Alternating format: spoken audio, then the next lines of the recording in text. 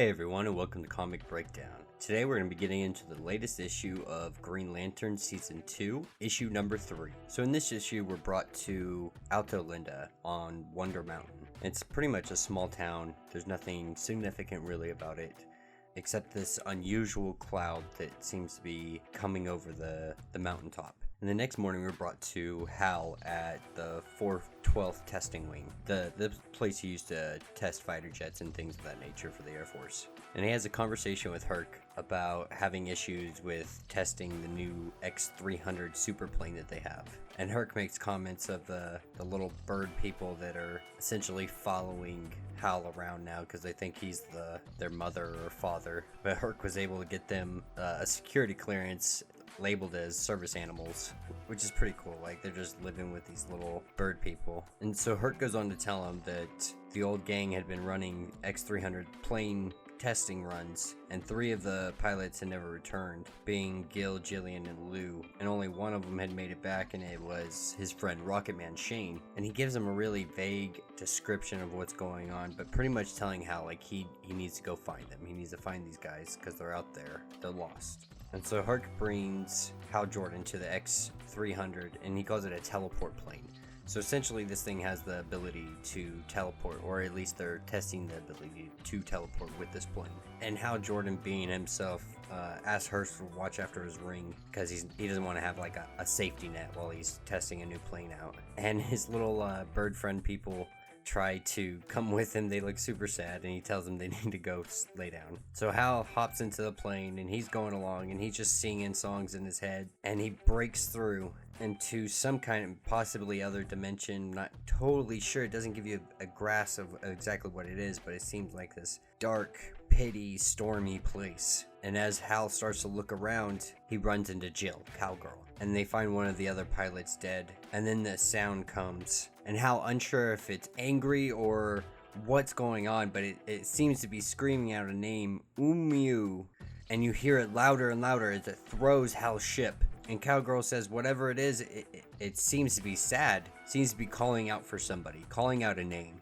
It seems to be looking for something or someone, and they get the idea possibly they could help it if they hadn't just wrecked his ship.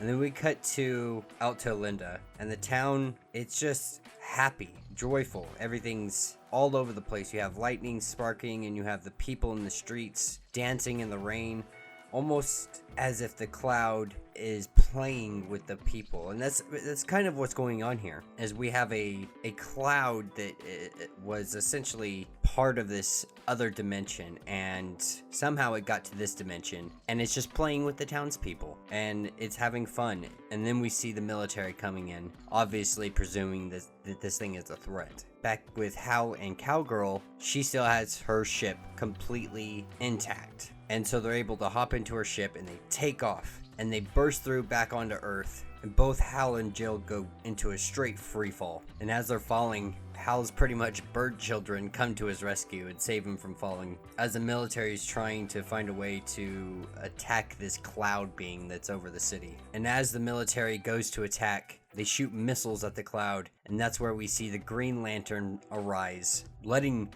the humans know that this is a elemental being. It's a lower dimensional liquid continuum, and it's searching for its lost pet. So the other cloud was its pet. It was looking for its pet pretty much, and it got lost in Earth's dimension on that plane because of the X-300 engine. They were tapping into something they didn't understand, and they were causing wormholes for these beings to fall into our dimension.